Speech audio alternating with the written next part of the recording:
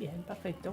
Bueno, bienvenida, Cintia, ¿cómo estás? Bueno, muchas gracias por la invitación y bueno, acá, como decían ustedes, en este fin de semana largo, bueno, Caluroso, sobre todo. caluroso, caluroso. Sí, contar además sobre vos, que además sos especialista en infancia y juventudes por la red Claxo y sos profesora en la Facultad de Trabajo Social de la UNLP. Sí, allí en Trabajo Social estoy, digamos, en la cátedra como profesora adjunta de la cátedra de Introducción a la Psicología, que tenemos, digamos, ya que vamos a hablar luego de salud mental, las carreras de Trabajo Social y Fonoaudiología, es decir, que arrancamos hablando del ámbito, digamos, del tema de la salud mental en interdisciplina por definición, así que bueno, Excelente. es interesante eso también de remarcar, ¿no? Sí, Bueno. justamente, además teníamos ganas de hablar de salud mental en relación con la época también, ¿no? Por ahí no solamente cerrado a lo psicopatológico, sino ver esas relaciones que se pueden establecer.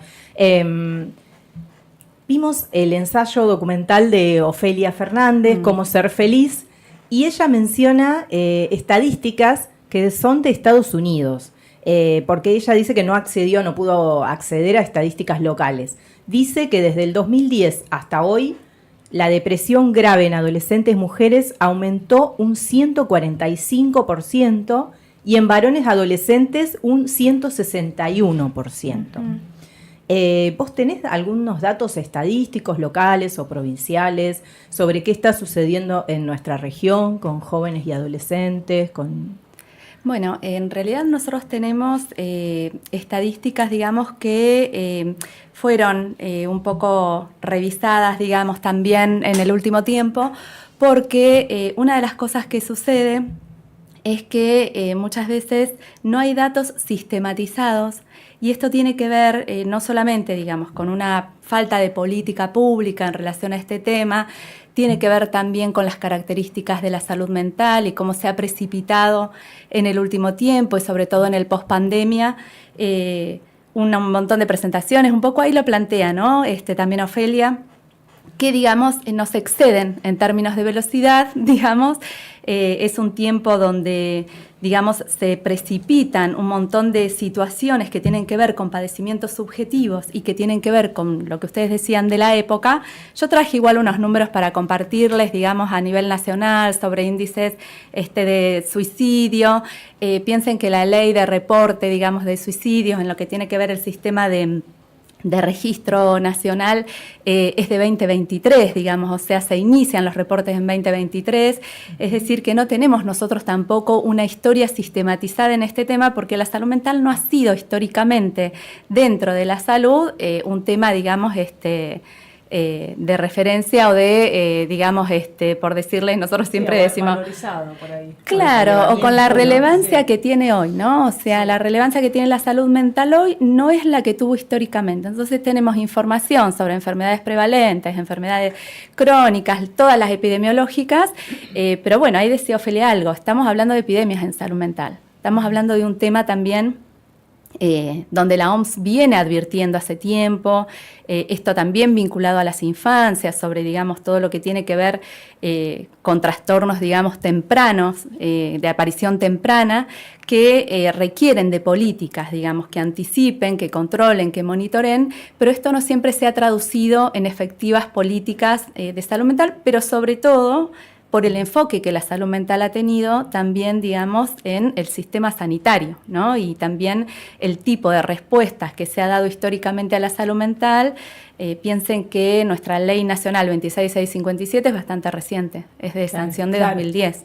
No puede decir que no es una ley nueva, pero sí que es una ley, digamos, que viene como a proponer, digamos, otro modo de entender el abordaje, digamos, y un poco la prevención y la promoción en salud mental, que bueno, esta es otra discusión, pero que además viene a poner, digamos, un ojo bastante crítico y bastante, digamos, diferente al modo en cómo se entiende la salud general, sobre todo en la centralidad hospitalaria que tenemos para entender la salud, ¿no? Eso, la salud mental, viene ahí como un poco...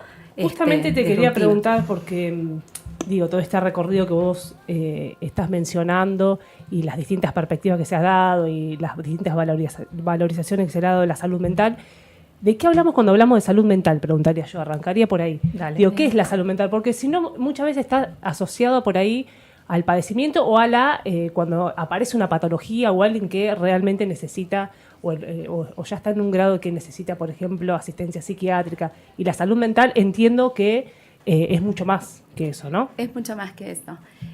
Bueno, en realidad uno puede definir la salud mental como la ley lo plantea, que tiene que ver con el acceso a derechos, con el acceso, digamos, quizás a una igualdad de situaciones que nosotros como sociedad hemos acordado, que tiene que ver con el bienestar, con la dignidad, con, digamos, la equidad en relación al disfrute, digamos, al acceso a un buen vivir, si quieren decirlo así, ¿no? En términos más latinoamericanistas, o sea, el tema de poder sentirnos bien, de poder incluirnos en la comunidad donde vivimos, de poder acceder a lo que los derechos son lo que hemos pactado como sociedad para estar bien. Entonces, el no acceso a derechos aparece por primera vez en la historia, digamos, en nosotros, en nuestro país, y la ley un poco ahí lo define como la manera de acceder a la salud mental. Es decir, no hay salud mental sin acceso y cumplimiento efectivo de los derechos que hemos considerado como el acceso a un bienestar, a un buen vivir en nuestra sociedad para todos y todas. Entonces, bueno, ahí tenemos un tema, porque no está definida en contraposición a la enfermedad. Es una concepción de salud que ni siquiera estaríamos hablando de la definición de la OMS como el completo estado de bienestar psíquico, físico y social. Estamos hablando, digamos, de el acceso a derechos en sociedades como las nuestras. Yo creo que ahí Ofelia lo plantea de un modo muy interesante, ¿no?, este tema de la salud mental. Pero me parece que también a esto estaría bien sumarle la variable de desigualdad que a veces tenemos, ¿no?, en nuestras sociedades. ¿Por qué? Porque nosotros definimos en clave de derechos una forma de vida y a esos derechos no acceden todos y todas. Exacto. Entonces, en ese momento decimos, bueno, separar un poco en relación a esta definición de trastornos, pues eso permite la ley, ¿no? Uh-huh. ¿Qué padecimientos vienen, ¿no? O son orígenes de los determinantes sociales de la salud, como puede ser el no acceso a derechos, y que digamos, padecimientos vienen de cuadros psicopatológicos que tienen que ver ya de base orgánica o, digamos, de una base de historia singular, de organización psíquica, de cuestiones de la biografía de cada quien, o del modo de procesar los conflictos de cada persona. Y otra cosa es cuando el padecimiento viene de un sufrimiento producido por el no acceso, digamos, sobre todo al contrato social que todos hemos acordado, ¿no? Estos son los derechos. O sea, ¿cuál es la base, ¿no?, de situaciones en las que nosotros hemos acordado vivir bien, ¿no? ¿A qué cosas tenemos que tener derecho? Si ustedes se fijan en la ley de salud mental, aparece también bastante, y creo que esto hay que mencionarlo, el tema de la no discriminación, digamos, ¿no? El tema de justamente el trato digno e igualitario. Y en este sentido, no es menor decir que la salud mental se ha construido en discusión con el modelo manicomial, claro, que era toda una concepción de enfermedad mental, de base muy positivista, en el sentido de, bueno, aislar para tratar. El manicomio tenía un sentido, pero bueno, también hay que decir algo.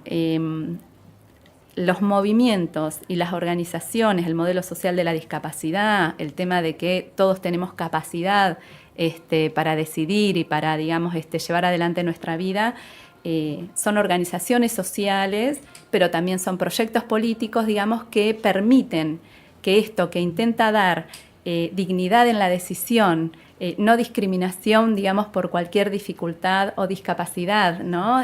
Tanto mental como física, qué sé yo, la definición revolucionaria del modelo social de la discapacidad que lo toma el movimiento de salud mental y que, digamos, un poco da lugar a la ley, es nada sobre nosotros sin nosotros.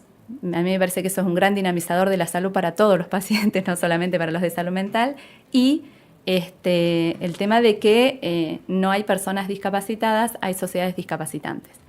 Ahí es donde volvemos a pensar el padecimiento con origen, digamos, en determinantes sociales o con cuestiones. Y esto fue una disputa social, ¿no? Entonces, eso un poco desemboca en los fundamentos de la Ley Nacional de Salud Mental. Tiene que ver con una historia, ¿no? de peleas con este tema también, de luchas, de disputas, y de un proyecto político también que se orienta a que los derechos sean efectivos. Bueno, entonces, ¿no? Antes de seguir con lo demás, ya que me tiraste esto, no, te voy a preguntar, ayer tuvieron la jornada a 15 años de la Ley de Salud Mental, 26.657, ¿no? ¿Nos querés contar algo? ¿Cuáles fueron los principales logros y cuáles son los desafíos que restan? Bien, bueno, los logros tienen que ver con entender, digamos, que la salud, digamos así como lo decía en su momento Emiliano Galende, que es un referente, ¿no? Para nosotros de todo este movimiento de desmanicomialización y de salud mental comunitaria, quien se enferma en comunidad, se cura en comunidad.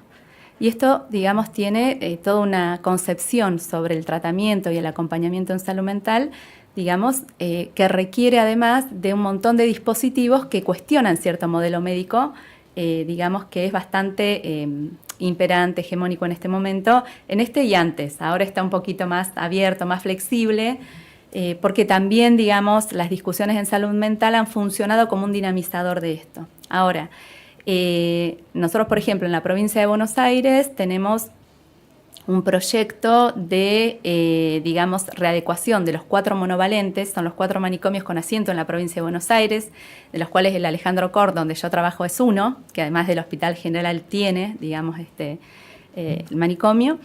Ya no lo tiene más, ¿no? Está, digamos, en proceso de externación sus pacientes. Igual que, digamos, bueno, el Cabred, el Esteves y el Taraborelli de Necochea. Son los 4 hospitales neuropsiquiátricos de la provincia. Y se ha planteado todo un proyecto de adecuación de los dispositivos de cronificación, de internación y de aislamiento en dispositivos de integración, de autonomía, de apoyos en la comunidad, con lo cual hay toda una política de externación, ya sea a través de subsidios, pensiones, de construcciones de casas. Alejandro Cort tiene un plan de vivienda, es parte de un plan de vivienda donde hay todo un proyecto de externación de los pacientes, igual el Esteves. Y donde se ha avanzado bastante en esto. San Luis también, Río Negro también tiene, digamos, una ley de salud mental que es pionera en la provincia aún antes de la Ley Nacional de Salud Mental. Sin embargo, hay que decir algo, ¿no? O sea, cuando uno ve o sigue, digamos, a quienes son los teóricos y los militantes, digamos, ¿no? Porque en esto se dan las dos cosas, del tema de salud mental comunitaria, sitúan como una de las cuestiones que funcionan como obturadoras de las transformaciones del modelo de atención, la injusticia social, ¿no? O sea, no aparece acá cosas del orden médico, de nuevo los determinantes sociales, ¿no? Sí. Claro, porque realmente, o sea, cuando uno ve la historia, digamos, de la salud mental y de la implementación de los modelos de salud mental comunitaria, empieza a ver que hay, tanto, digamos, cuando se quiso implementar en Estados Unidos, en Italia, digamos, acá en América Latina, o sea, lo que uno ve es que lo que funciona como obturador de esto, y acá quiero retomar algo que decía Ofelia, porque es muy interesante lo que ella plantea ahí también, es lo que tiene que ver con un proyecto que posibilita o no posibilita, digamos, el desarrollo público y el acceso gratuito a determinados servicios. En el fondo hay mucho de eso. Después están las representaciones a veces de los mismos pacientes y familiares que plantean que, bueno, que sí, que hay situaciones muy complejas con algún familiar, digamos, que tiene una problemática de salud mental. Realmente no son sencillas estas cuestiones y aparece toda la discusión por la internación y aparece, digamos, toda esta cuestión. Pero eso, en la medida en que se implementan buenos proyectos públicos de centros de salud, muchas veces descentralizados del manicomio, aparece, digamos, como resultados muy buenos de los impactos en cuanto a lo que es recuperación, autonomía, incorporación, inclusión y todas estas cosas. Sin embargo, cuando uno rastrea cuáles son estas cuestiones, aparece, por ejemplo, el tema, digamos, de los lobbies de la psiquiatría y la industria farmacológica. Uh-huh. O sea, entonces me parece que ahí parte, digamos, de lo que se apuesta y en estos 15 años se viene corroborando es que no hay salud mental comunitaria, no hay desmanicomialización efectiva sin una incorporación de la población, digamos, de determinadas cuestiones que tienen que ver con las representaciones alrededor de la persona que tiene un padecimiento mental o subjetivo, pero también sin un Estado y un proyecto que, digamos, presupuestariamente garantice un sistema efectivo de atención en comunidad, público, regulado y de acceso, digamos, de la población, ¿no? O sea, cuando eso pasa, realmente hay como avances. En la provincia de Buenos Aires los está viendo. A nivel nacional también, digamos, podemos dar cuenta en provincias y demás donde han habido como también avances en relación, digamos, a las políticas de salud mental comunitaria, a través del primer nivel de atención, a través de reforzar y fortalecer el sistema público de salud.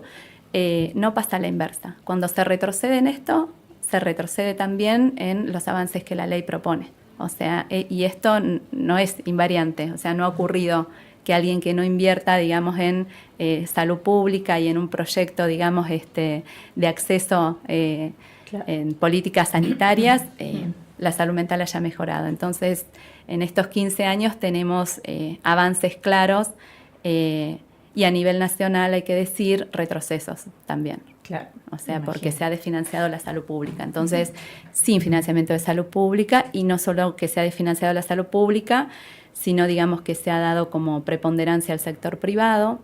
Y no solo eso, sino que también además hay como toda una mirada muy contracultural. La ley ha sido una gran promotora y productora de sentidos en relación, digamos, a la tolerancia a la diferencia, ¿no? O sea, esto y esto es en lo que estamos retrocediendo también. Entonces, bueno, quizás los dos ejes que garantizan que la salud mental pueda llegar a consolidarse y avanzar, hoy están en retroceso a nivel nacional y, bueno, claro.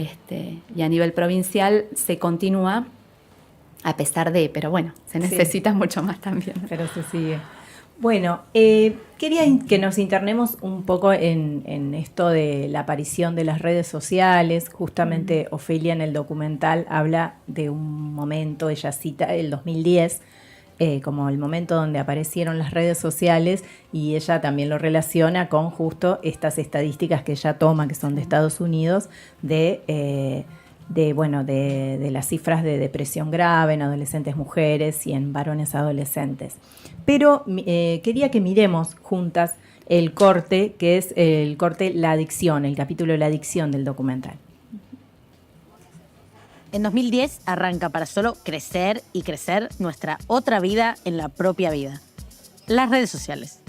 El teléfono pasa a ser el celular y nosotros pasamos a ser yo y el otro yo. En este momento yo estoy recitando el guión que para lograr concentrarme y escribir era condición encontrar nuevos escondites para mi teléfono cada día. Siento que siempre me puedo estar perdiendo algo y que si digo ya fue y me lo pierdo, en realidad la que se perdió fui yo, que dejó de existir. Y se volvió tan importante existir ahí, en esa nube de actualidad y actualidad y más actualidad, novedad y novedad y novedad, que nos dejó de llamar la atención haber dejado un poco de existir en el presente. Estar conectado es existir, más conectado más existo, y es posible hiperconectarnos para no estar juntos jamás. WhatsApp, que está hecho para charlar, arruina conversaciones en persona que se pinchan por la atracción de WhatsApp, en donde seguramente nos estamos perdiendo algo. Y nos pasa con los otros, pero también con nosotros. No escuchás ni a tu amigo ni a vos.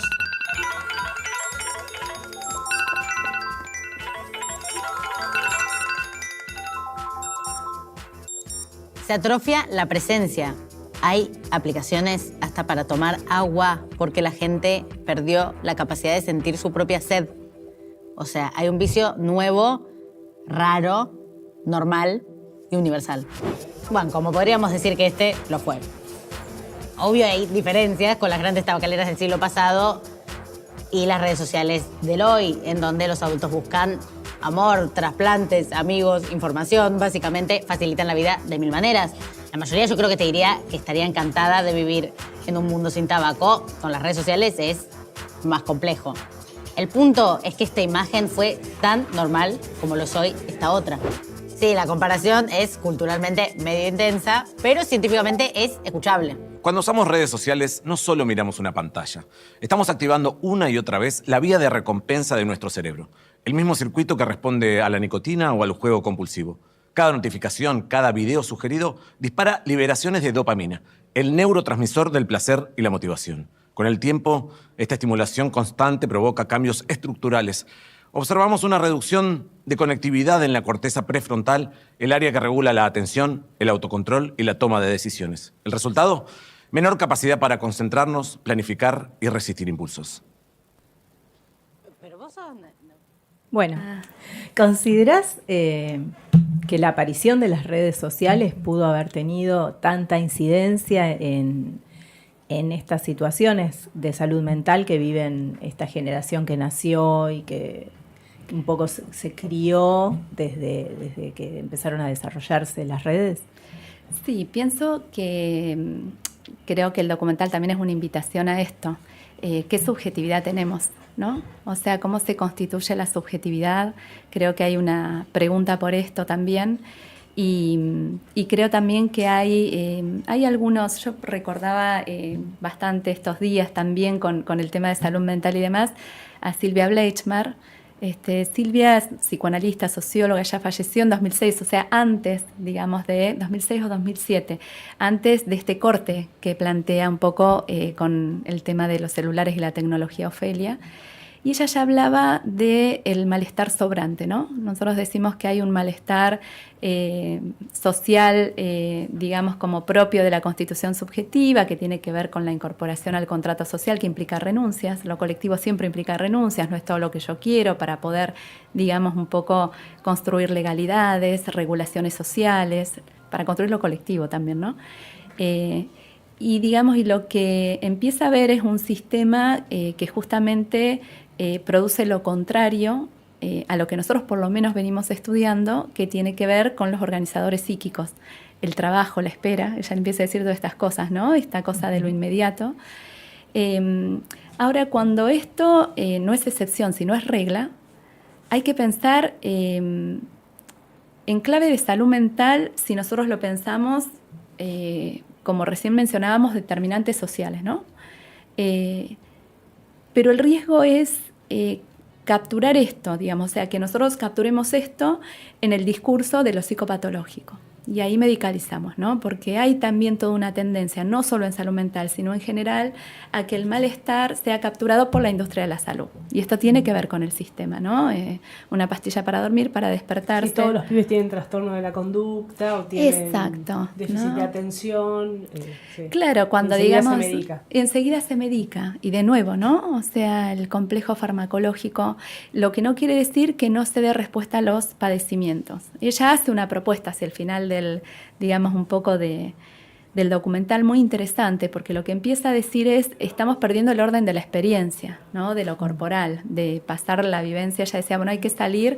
Yo lo recuerdo digamos, también porque es una discusión que tenemos en el hospital, ¿no? Entonces decimos, bueno, cualquier situación conflictiva en cualquier institución, ya sea educativa, del club, social, barrial, familiar, digamos, es un problema de salud mental, ¿no? Y aparece una derivación inmediata al psicólogo, cosa que también hay que decirlo. El Estado puede invertir un montón, pero no va a haber psicólogo que alcance ni psiquiatra que alcance si el malestar es condición sine qua non de la integración, digamos, de la inclusión a un sentido social común. Eso Bleichmer lo llamaba malestar sobrante, es decir, un malestar innecesario. O sea, no tiene que ver con la inclusión, con el contrato social, con una renuncia, digamos, necesaria. Tiene que ver con un sufrimiento que se produce, digamos, por un modo de configuración de la sociedad que también lo trae. Se puede alcanzar ciertos estándares que se muestran en redes sociales que a veces hasta es bastante difícil de alcanzar, ¿no? ¿Y cómo se construye el registro del otro como semejante? Claro. O sea, cómo se construye el registro del otro como semejante es la base de la subjetividad, digamos, social. Dice, además, Bleichmer, el sujeto ético, ¿no? ¿Cómo se construye el registro del otro? ¿Quién es ese otro de las redes, no? O sea, el otro de que no es cuerpo, el otro que no es mirada. En una generación, además, que no es tan lejana a la nuestra, yo pensaba esto, decía, bueno, ella habla de lo intergeneracional, que creo que es clave en estos tiempos. Si uno piensa en la infancia de nuestras abuelas y la infancia de quienes podrían ser nuestros nietos, y ve eso, y uno está en el medio de esas, ¿no? En nuestra generación sobre todo, decís, bueno, verdaderamente hay un abismo que resignificar y hay algo que hay que volver, digamos, a plantear nuevamente. Pero si uno se ubica en términos de salud mental, ¿cuál es el riesgo de, digamos, categorizar como trastorno aquello que produce sufrimiento en las redes? Primero que la salida medicamentalizante es una salida individual, no colectiva. Y la causa es colectiva, la causa es de proyecto social, la causa es vincular, la causa es de lazo social. Entonces, quizás también nosotros desde salud mental tengamos que pensar que las intervenciones y los acompañamientos, esto lo dice la salud mental comunitaria, que es la, digamos, que se plantea como alternativa al manicomio, sea generar encuentros también como parte, ¿no?, de propiciar en los espacios públicos de salud encuentros, digamos, experiencias, cuestiones que tengan que ver justamente con volver a recomponer algo del orden del lazo, ¿no? No hay comunidad sin lazo social, o sea, con una fragmentación como la que tenemos. O sea, todo lo que nosotros hoy vemos en estas cuestiones van hacia un lugar de desarme, de desintegración. Entonces, quizás la apuesta a futuro de la salud mental sea el tema de poder aportar a cómo volvemos a reconfigurar un lazo social solidario, de registro, de vínculo. Sí, aparte que es muy contradictorio con esto que vos venís hablando, la lógica que tienen las redes sociales, donde tu comunidad es lo que el algoritmo entiende que es lo más parecido a vos. Uh-huh. Y todo lo que no es parecido a vos está excluido. Es totalmente contradictorio con esta idea de comunidad y de ser tolerante con la diferencia y convivir también con el que es distinto a uno, ¿no? Exacto, e incorporarlo. Porque también es cierto esto que dice Ofelia, ¿no? O sea, no es demonizar las redes. Cuando un chico dice que tiene un grupo con los videojuegos, dice que tiene un grupo con los videojuegos y tiene un grupo con los videojuegos. Y hay que incorporar también qué grupos son esos grupos, ¿no? Para poder también abordarlo. Distinto es lo que plantea en relación, digamos, al Fortnite, por ejemplo, los juegos que tienen que ver con eliminar al otro permanentemente. Ahora, de nuevo, si no hay política pública que regule esto, estamos viendo cómo desde los 13 años algo que para las infancias fue un avance social, como es la autonomía progresiva en el Código Civil y Comercial, donde un chico puede atender su salud desde los 13 años sin que sean prácticas invasivas, y es un avance en lo que tiene que ver con el ejercicio de derechos y con la confianza en la palabra de los chicos y las chicas. Hoy es utilizado al revés, ¿no? Para algo que los puede dañar, su decisión los puede dañar. Entonces, esta doble cosa que plantea esta cultura, ¿no?, que es cuasi la desmentida, que es un discurso perverso en ese sentido, no decir, bueno, eliminás dibujitos, no, eliminás personas, ¿no? Esto que ya planteaba con los videos de guerra y todas estas cosas, utilizados ya, digamos, ¿no? En este sentido, el extremo de la cuestión. Bueno, de nuevo, ¿no? La apuesta es por la regulación, ¿no? O sea, ¿quién regula esto? ¿Quién es responsable de regular esto? Bueno, recientemente trascendió que en Australia instauraron una medida, no sé realmente cómo se va a implementar, de prohibición de acceso a redes sociales para menores de 16 años. ¿Pensás que es posible? ¿Pensás que es la salida? ¿O de qué manera se puede regular cuando hablamos de regular?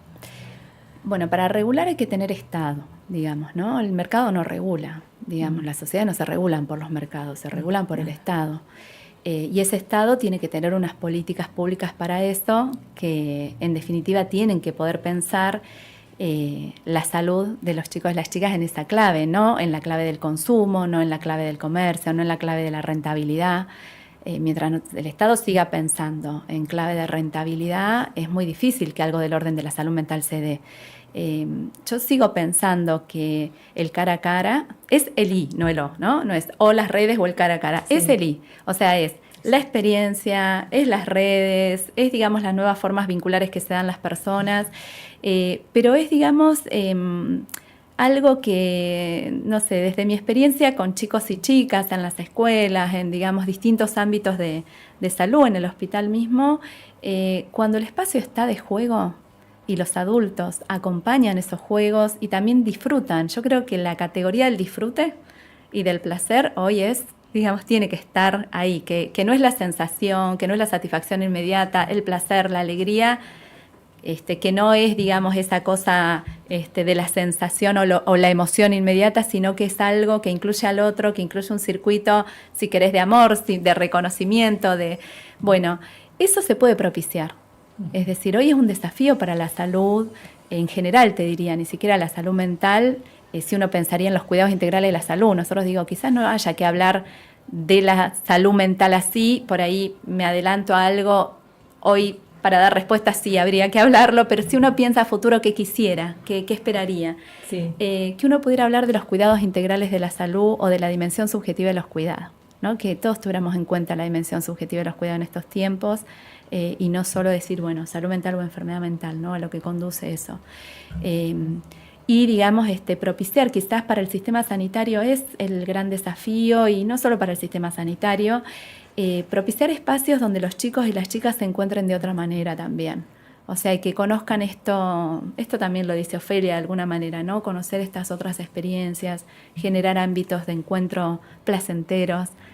Nosotros ahí en el hospital... Que por ahí, perdón, pero sí. para las familias a veces es difícil, ¿no? Para las madres, generalmente con triple jornada laboral, a veces, bueno, las pantallas, ¿no? Son una salida. Pero... Es muy difícil, pero también a veces cuando se ofrece algún espacio, yo no veo que se rechace, por ejemplo, que podría ser también, ¿no? Como para verlo. O sea, cuando, qué sé yo, menciono alguna experiencia cercana en el hospital, nosotros para algunos espacios, sobre todo en un espacio de fonoaudiología que hemos armado más interdisciplinario, hay un espacio para las familias que vienen a traer los niños a ese espacio, que es grupal y es de juego por primera vez, ¿no? O sea, empieza a haber un proceso ahí.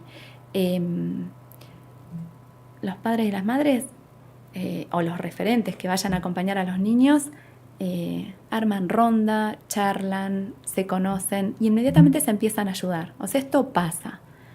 ¿No? Sí, o sea, quién viene. Y digo, es interesante para verlo, porque, digamos, hay un componente vincular ahí que no se ha roto, pero que si nosotros no propiciamos espacios para que aparezca, para que se dé y para acompañar, tampoco se va a dar de suyo, ¿no? Me parece que hay algo por hacer ahí, digamos, desde la salud mental. Muy bueno.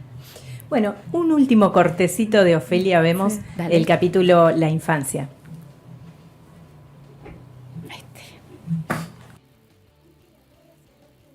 Y en ese mundo yo pasé mi infancia. Voy a hablar de mí porque soy la persona que tengo más a mano. Así fue que a los 9 años tenía mi querido Facebook. Y a los 9 años ya me vi por primera vez sometida a que, por ejemplo, se armen páginas de Facebook de mi escuela en la que ponían a 2 niñas y tenías que comentar cuál era más linda de las 2 niñas. Cientos de comentarios que podían o no decir mi nombre, y eso obviamente me enloquecía. Del 1 al 10, ¿cuánto le das a Ofelia? Comentarios, 8. Festejo, sí, 1.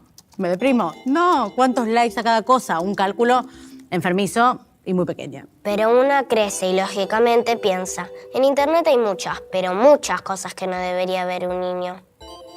Aunque, por ejemplo, estas redes sociales se ven solo para mayores de 18 años. ¿Cómo sos mayor de 18 años en internet? Simplemente cliqueando que sos mayor de 18 años o teniendo una realmente mínima habilidad matemática para descifrar en qué año deberías haber nacido. Yo le dije a Facebook que había nacido en 1990 y así fue como se me abrió el mundo de una persona de 20 años teniendo solo 9. Y así como tenía 9, pero 20, yo era una persona, pero también era mi perfil. Configuración, administrar tu perfil. Yo gestiono mi yo cibernético. Soy mi propio Tamagotchi, pero inmortal. Cuanto más te consume este otro plano, me pregunto si vivimos nuestra vida o de repente tenemos nuestra vida a cargo. Aprendimos una nueva teoría de la intimidad. Vayámonos a la Loma del Orto. En los cuentos de piratas y aventureros siempre hay un tesoro. El tesoro está enterrado en lo más profundo. Tienen que buscar una X en la arena y ponerse a cavar, porque el tesoro está invisible. Cuidado. Así también, lo más valioso de nuestras experiencias y emociones se guardaba en diarios íntimos, con candado, bajo llave, ¿sí? Bueno, ahora, por el contrario, nos gobierna una pulsión desesperada por exponer la propia vida, la intimidad como espectáculo, exhibir la propia vida porque solo así se vuelve verdad. La verdad, qué tema. Así como en un momento reemplazamos el valor tangible del oro. El oro es una cosa que vale por sí misma y la reemplazamos por un papel, por un billete que elegimos acordar que es verdad, papel que sin ese acuerdo no vale nada. Y así como el papel se llevó el valor del oro, las redes sociales se llevan nuestra verdad y la reemplazan por otra. Conocemos a alguien y cuando lo buscamos en redes podemos confirmar que ahora lo conocemos de verdad. Ahora existe. En este entramado de dobles personalidades y métricas de validación social nos tocó crecer. ¿Cómo es que pasó? Porque en un momento a todo el mundo le empezó a agarrar un miedo y paranoia locos y desesperados. La plaza empezó a dar miedo, la calle empezó a dar miedo, a las familias las empieza a enloquecer esa amenaza en el espacio público. Bueno, esa típica que se escucha, yo cuando era chico jugaba la pelota en la calle, me iba de acá para allá, y ya no. Pero ¿qué pasa? Cuando la tele invadía las casas con imágenes permanentes de inseguridad, los padres decidieron eliminar los riesgos y miedos, entonces, las libertades, en el espacio público, en el mundo físico, y por lo general entregaron una plena libertad en el mundo virtual. Prefiero que estés seguro en casa, donde pueda verte, pero hay algo que todavía no se veía, que es qué carajo era el mundo virtual. Era difícil entender qué pasaba ahí, y menos entonces qué limitar o cómo limitarlo. Uno de los mayores miedos de muchos padres es que sus hijos caigan en manos de un depredador sexual, y hoy la gran mayoría de los delincuentes sexuales a los niños los van a buscar en internet, no en una plaza. Nos sobreprotegieron en el mundo físico, pero nos infraprotegieron en el mundo digital. Y lo hicieron con todo el amor del mundo, no es un reclamo. No se entendía o no se sabía, pero ahora nos toca empezar a corregir esta miopía, porque se nos fue de las manos. ¿Y por qué se puso tan extremo? Porque, como ya he dicho, esta cosa es terriblemente adictiva. Somos todos drogadictos, así como funcionan. No hay equilibrio ni punto medio. Pero los nenes de 10 años, por lo general, no se drogan. Puede pasar trágicamente, o no es la regla. En cambio, todos los nenes de 10 años se drogan con pantalla. Es una droga universal. Y es extremo por ese diseño adictivo, no por internet en sí. Porque pensemos otra cosa. Un gato aprende a jugar con un ovillo, con un palito de esos que les cuelga una rata de mentira, y después va a cazar mejores ratones de verdad. Y un nene aprende corriendo y trepando y lastimándose a no lastimarse. Aprenden sus habilidades sociales haciendo chistes y pelotudeces, prueba, error. Igual yo no tengo ni hijos ni gatos, pero estoy suponiendo que esto funciona así. Los riesgos allá afuera te enseñan a cuidarte a vos y a cuidar a los demás. Para que un niño aprenda a no sufrir cosas, tiene que estar en situaciones en donde es posible que eso pase. Mal que nos pese, en situaciones en las que los errores no salgan caros, pero sí salgan. Cuando, con más o menos éxito según el caso, dijimos, che, los niños no pueden trabajar, jugar se volvió un derecho fundamental. Internet tiene partes de juego en alguna de sus opciones y funciones, por supuesto. El tema es que lo adictivo que es inhibe las demás experiencias, las mata, las domina. No se puede para un pendejo querer genuinamente pasar un ratito nada más. No, pará. Cuidado. No es que hay que salir corriendo a tirarles todas sus pantallas a la basura. Primero hay que hacernos cargo de una cosita, que son nuestras pantallas. No es que la pobre criatura entró sola y está sola en esta adicción, en esta dinámica y en este delirio. En una encuesta hecha a nenes de entre 6 y 12 años, casi el 70% dijo que cuando intentan hablar o jugar con sus viejos, ellos están distraídos con su propio teléfono. Que igual no es fácil, ¿eh? Para una madre que llega a la casa después de laburar 20 horas, las pantallas son como un chupete lógico para adultos y para niños, para frenar un poco. El laburo es cada vez más quemante y escapamos con pantallas. Todo tiene que ver con todo. Hablemos de nosotros y hagámonos cargo, porque tampoco pretendo decir que el celular es un demonio caído del cielo. Ni es un demonio, ni cayó del cielo. Hasta ahí. Bueno, un poco era lo que veníamos hablando, ¿no? ¿Qué pensás de esto? Y después, celulares en la escuela, y se las digo a las dos. ¿Sí Claro. o no? Bueno, un poco pienso qué oportuno esto que hizo Ofelia, de, digamos, empezar a interpelar también desde un buen lugar, ¿no? Porque esto que arranca con la niña diciendo cómo soy alguien de 18 años y ella ya, digamos, ¿no? Planteándolo, es lo que hablamos de la desregulación. Yo creo que la pregunta es, ¿qué política es la política que regula esto? ¿No? O sea, Sí, porque la como prohibición siempre se puede romper. Claro.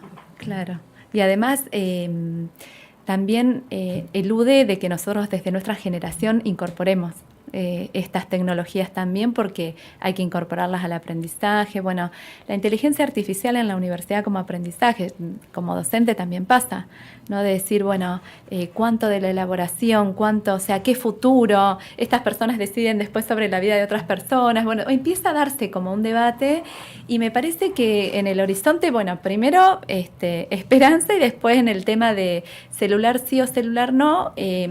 Yo creo que pienso en las escuelas públicas hoy, ¿no? También, qué es lo que sucede con las escuelas públicas, bueno, también las privadas, o sea, esto es transversal. Me parece, digamos, que también cuando uno dice celular no, tiene que necesariamente hacerse la pregunta por la propuesta educativa también, ¿no? Y decir, bueno, ¿qué es lo que nosotros tenemos que desandar? Porque no es el celular, es la subjetividad que el celular construye. Y es el mismo sujeto que aprende y es el mismo chico o chica que tiene, digamos, después que construir la espera, la elaboración.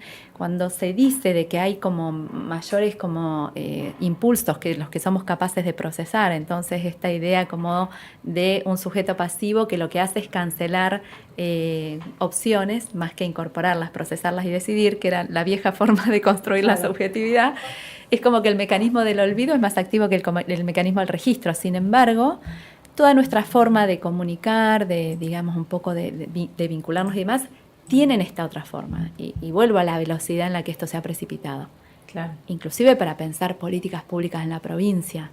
Qué sé yo, hay un programa, yo coordiné un programa provincial entre 2019 y 2023 y agarró la pandemia, ni bien arranca el programa.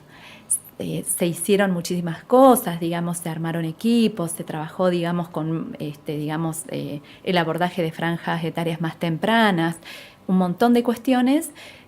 Sin embargo, lo que se precipita en la pospandemia aparece justamente con una necesidad de muchísimas políticas y un cuidado, muchísimo cuidado, de no englobar el padecimiento en una cuestión siempre de salud o enfermedad mental. O sea, cuando eso es así, el problema que deviene de eso no es que esté bien o mal, porque hay situaciones que requieren medicación, que requieren internación, que realmente es así y eso no hay que desechar. El problema es que, digamos, siempre un diagnóstico, un enfoque desde el trastorno enfoca también en la responsabilidad individual de la familia y del niño y no hace pregunta por la responsabilidad social de lo que estamos transitando. Entonces no aparece la idea de regulación. Hay que ver cómo le va a los australianos, pero digamos, claro. Sí, claro, porque no es como que se patologiza, ¿no? Y que tal vez hasta se medica o se le pone un nombre, ¿no? Y no sé. Y no se lo incluye. Yo creo que para nosotros poder hacer eso tenemos que tener claro, por lo menos empezar a discutir cuáles son, digamos, los nuevos proyectos, o diría Ofelia, las nuevas esperanzas en la sociedad que tenemos. O sea, cómo la caracterizamos, qué es lo nuevo que tenemos que hacer también. Me parece que es un diálogo intergeneracional que tiene que darse, que es muy importante que se dé. Yo qué sé yo, lo que recuerdo de algunas experiencias cuando decíamos dejar el celular en las escuelas y les preguntábamos a los chicos, bueno, cómo ellos organizarían una regla para que esto suceda, eran mucho más duros en relación a las reglas, que se le pongan amonestaciones, que salgan todos afuera una caja del celular, entonces cuando entra se lo sanciona, ¿viste? Todo así. Y bien uno punitivo. Dice, bien punitivos, por lo menos en 2 o 3 oportunidades. Después, bueno, hay otras experiencias también. Pero creo que es una responsabilidad de los adultos también, ¿eh? O sea, no hay que correrse de ahí porque, digamos, estamos en una cuestión de ausencia de los adultos de muchas cosas. Esto, yo digo, por ahí es problemático lo que voy a decir, pero no lo digo en un sentido de criticar derechos fundamentales como los de la Convención y cosas que han dado como un cambio de paradigma en el modo de mirar la niñez que realmente es fructífero ya.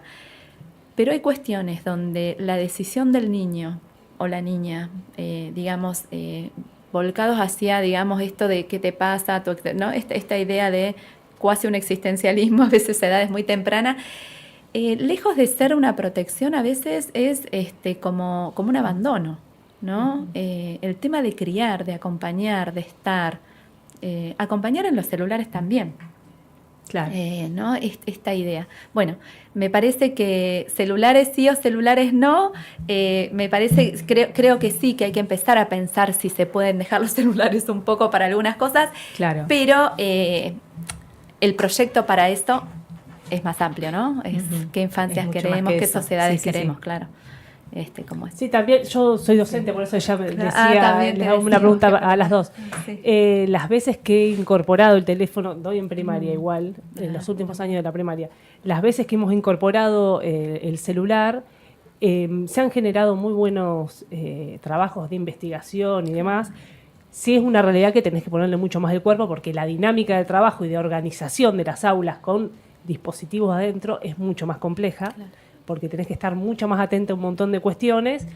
Y sí es cierto que por ahí docentes que están sobrecargadas de horarios y un montón de cuestiones, es más complejo. Pero bueno, yo siempre digo lo mismo. Si realmente fuéramos muchos más las docentes que estuviéramos pensando, bueno, cómo incorporarlos y armar propuestas comunes en cómo incorporar, más allá de las particularidades de cada aula, sería mucho más productivo y obviamente que sería más fácil hasta para la docente, porque a veces capaz que lo incorporás y hasta te sentís, bueno, estaré haciendo bien, estaré haciendo mal.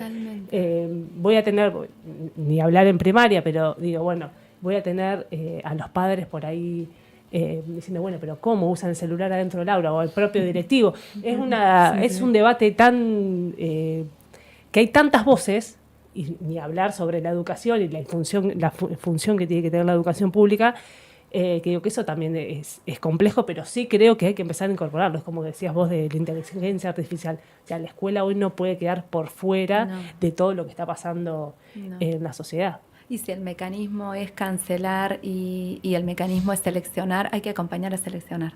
Claro, o sea, hay que acompañar a seleccionar. O sea, es la forma en que encontramos lo vincular en este contexto. Y también acuerdo con vos en que no puede ser una decisión aislada. Por eso sirve el Estado. Digamos, tiene que ser una decisión de institucionalidad. ¿Qué quiere decir incorporar el celular a un proyecto educativo? Bueno, es algo que decide el Estado, que decide un proyecto. Y en esto me parece que va también la posibilidad o no de desarrollar o no un padecimiento, que es la soledad, ¿no? En la era de la hipercomunicación, no es casual que en todo caso, entre comillas, patologías que tengamos sean las del aislamiento, ¿no? Y no es casual también, me parece que es otro dato, la hostilidad entre los chicos en la escuela, el denominado bullying, digamos. Es un registro del otro en presencia que me parece que, o la hostilidad a través de las redes. Claro. Me parece que ahí, bueno, es un proyecto un proyecto. Justo cuando hablaba Ofelia me hacía acordar mucho a adolescencia y a lo que pasa ahí cuando dice, bueno, tal vez los quisimos proteger o nos quisieron proteger, porque bueno, ya es muy joven, de lo que pasaba afuera, de la inseguridad, etcétera, y sin embargo no saben lo que está pasando adentro de la red. Pusimos a algo que encima desconocemos totalmente. Claro. Regular los juegos en red. Sí. O sea, ¿qué es jugar? O sea, el juego construye subjetividad, es un organizador, digamos, del desarrollo, es un organizador psíquico. Bueno, ¿qué es jugar en red? Es una pregunta que nos tenemos que estar haciendo. Claro. No para decir que en red no se juega, sí se juega en red. Ahora, ¿cómo se juega? ¿Cómo se juega? Digamos, ¿de qué manera? Bueno, que es lo mismo que decías bueno, incorporemos la IA. Ya está, ya llegó. Claro. Bueno, usémosla. Esa es la... Claro. Bueno, pero y la exposición, ¿no? También, ¿no? Sí. Y esta última, para nosotros discutir esto, tenemos que discutir qué proyecto de sociedad queremos y tenemos. Porque sin esto, sin ese sentido de trascendencia, aunque sea todo instantáneo, la idea de futuro es ineludible. Si uno quiere, digamos, construir salud mental, la salud mental de una población es el proyecto de sociedad que tenés, y mucho más con las infancias, ¿no? O sea, eso... está ahí como que, bueno, la dimensión de lo colectivo y esto como me parece que tiene que estar en la centralidad de una discusión por la salud mental de los chicos y las chicas. Y ahí está la construcción de felicidad, ¿no? Si queremos contestar al ser feliz del documental de Ofelia también. Totalmente. Son dos construcciones muy distintas. Exacto. Sí, y del bienestar. Bueno. Yo igual... Sí. Antes de terminarla, sí quería comentarles lo de la estadística, que por ahí iniciamos un poco la charla. nosotros tenemos, digamos, algún relevamiento nacional en relación, por ejemplo, al índice de suicidios. Pero ¿qué es lo que dice Ofelia cuando dice, está como fragmentado, no está sistematizado, no tenemos números? Es que por ahí, digamos, la vigilancia, digamos, el sistema de vigilancia en salud, digamos, que reporta situaciones o casos, esto que les decía, es bastante reciente. Y para reportar casos tenés que tener una base de organización del sistema sanitario o de los distintos sistemas públicos que trabajan, digamos, qué sé yo, con estos temas, que no siempre están ni tienen los recursos para esto. Para nosotros tener números de nuevo, yo digo, parece hoy que estoy como, pero me vuelve la idea, es tener Estado. O sea, no hay, ¿cómo se reporta autolesiones o suicidios en un sistema o en un hospital público si uno no tiene, qué sé yo, un sistema digitalizado en salud de registro? Entonces dice, qué sé yo, acá les dejo después los números si los quieren tener ustedes, pero da todo un porcentaje sobre los reportes en suicidios con adolescentes. Realmente, digamos, la población más afectada, digamos, de los 19 a los 24 años, esto es un tema. Digamos, la población joven. Y sin embargo, cuando uno accede a esa estadística nacional, si quiere, vuelve a aparecer la salvedad. Recuerden que estos reportes se dan desde el año 2023 y que no todos, o sea, no podemos decir que hayan aumentado la tasa de suicidios porque lo que aumentó fue la cantidad de reportes, ¿no? Y aumenta la cantidad de reportes, pues está ahí una ley que obliga al reporte, pero también se reporta más en aquellos lugares que, por ejemplo, el Estado invierte en las computadoras para que esto sea posible. Claro, fíjense esa, ¿no? Entonces, bueno, ya está bien que diga eso. Hay, digamos, una cuestión de fragmentación, pero bueno, no sé, la provincia está, por ejemplo, equipando a los hospitales públicos con un sistema digital de registro, digamos, de las consultas, digamos, y para empezar a construir también, eso sirve para empezar a construir perfiles epidemiológicos generales más precisos y generar la política pública correspondiente, claro. Pero depende de que el Estado invierta en computadoras para los hospitales, fíjate eso, y de que el Estado invierta en formar a la gente para que eso se registre. De eso depende que vos tengas un número. Claro. Por eso también aparece, ¿no? Esto que ella dice hacia el final de bueno, tengo que sacar, qué sé yo, de la OMS, que tiene un montón de registros, o de Estados Unidos, para tener como un número global un poco más representativo de lo que sucede. Claro. Así que, es mucho más complejo de lo que uno piensa. Sí, y bueno, no es tan simple, no es tan lineal, pero está bien decir. Entiendo que igual vos qué pensás de las estadísticas que ella consultó, igual pueden ser que pase lo mismo en Argentina, digamos, con respecto a esos años o esas cuestiones, aunque nosotros no podemos, claro, por lo que explicaste. Sí, digamos. El tema es cómo leer eso, ¿no? Porque, digamos, yo pienso en la variable de nuevo, ¿no? Estados Unidos tiene una cultura de consumo muy diferente a la que tenemos nosotros acá, y tiene un lobby de la industria farmacológica bastante más desarrollado e instalado que nosotros tenemos acá. Claro. El DSM-4, que es el manual de diagnósticos ¿no? de psiquiatría, de la Asociación de Psiquiatría Americana, justamente la OMS lo ha, desestimado para nuestros casos y ha planteado el CIE-10 justamente por esto.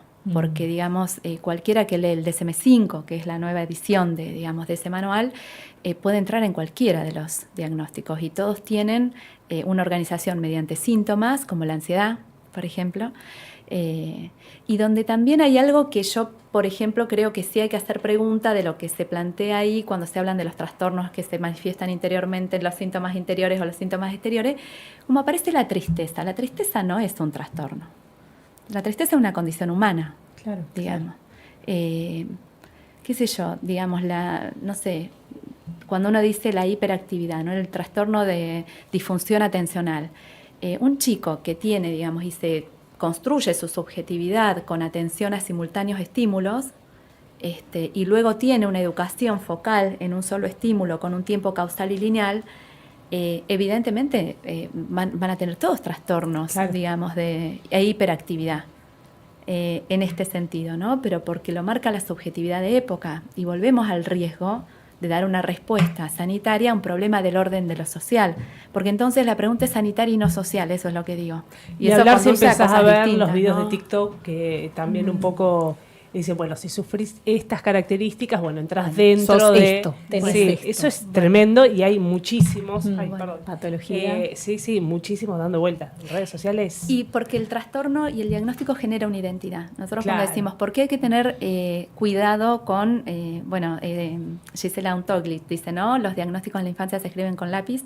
Es, digamos, plantear que hay cuestiones del desarrollo que uno puede, digamos, ir acompañando y que esto, digamos, puede ser provisorio, no siempre es definitivo, hay situaciones que sí, pero muchas otras que no. Y también porque uno incluye a un niño o una niña que tiene un diagnóstico temprano, por ejemplo, de un cuadro psicótico, en un montón de relaciones sanitarias que también marcan su identidad en la infancia, ¿no?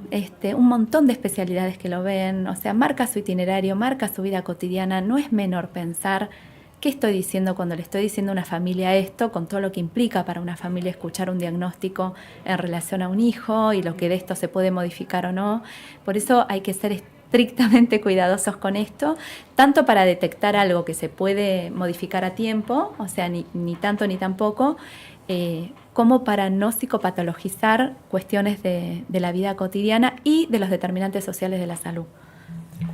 Eso me parece que es como... Sí, ya nos tenemos que ir, ¿no? Nos pasamos, pero cuando hablabas recién me quedé pensando si esto de estar triste, claro, que está súper como una patología, ¿no?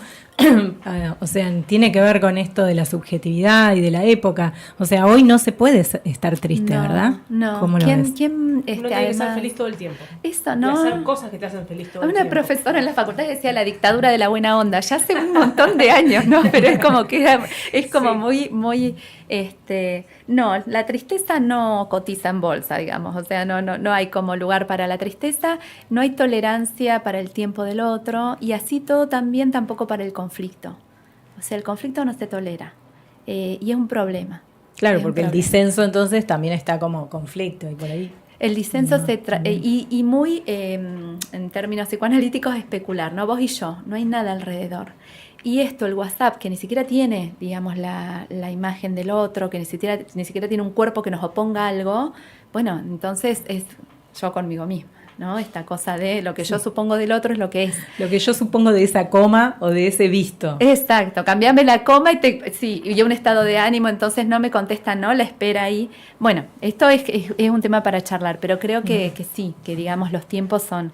Siempre pienso también que viene a cuento el tema de una noción de salud de Floreal Ferrara, que a mí me parece que es interesante plantearla, pero es interesante porque no plantea la salud en términos de completo bienestar o de... el completo bienestar se parece demasiado, ¿no? Esta cosa que hay como de estoy, viste, siempre... sino un extremo. Como de inalcanzable, me parece. Inalcanzable, y además porque el conflicto es constitutivo de de lo psíquico y, digamos, de la cuestión subjetiva y de la cuestión vincular. Siempre es constitutivo. Bueno, la capacidad de lucha, dice Ferrara. Si nosotros podemos ofrecer herramientas para que los pibes y las pibas puedan distinguir, porque, digamos, lo que nosotros no estamos pudiendo cambiar es quiénes son los que manejan el Fortnite. ¿Quién es el que, digamos, pone y define y por qué tiene, digamos, tanta impunidad? Hay un montón de chicos y chicas que están, digamos, con estas cuestiones así, y no es lo mismo, y vuelvo a decir lo de la desigualdad en América Latina, un pibe con un Fortnite que se queda en su pieza, que un pibe o una piba que tiene, digamos, o esto de Lonely Fans, que tiene un entorno donde está en riesgo realmente y donde, digamos, su cuestión, digamos, también física de existencia, su vida puede estar en peligro. Exacto, y donde no es lo mismo el OnlyFans en un lugar donde se hace para subsistir que en un lugar, digamos, donde se hace por una cuestión cultural también. En las dos tiene sus consecuencias, pero en una puede ser mucho más fatal que en otra. Entonces, incorporar eso a nuestras variables situadas por lo de Estados Unidos, pienso. ¿No? O sea que es otra historia. Claro. Muy interesante. Bueno, te agradecemos tenemos que muchísimo cortar y también. esperemos que podamos seguir hablando con vos porque Bueno, seguramente te vamos la a verdad estar que llamando. Muchas gracias y espero no haber hablado muy rápido. Suelo hablar muy rápido. No, Así que fuiste muy que se haya clara. entendido. Sí. Bueno, Excelente. muchas gracias Bueno, por la ponemos unos minutitos de música y ya después volvemos para Nos un cierre. despedimos. Sí.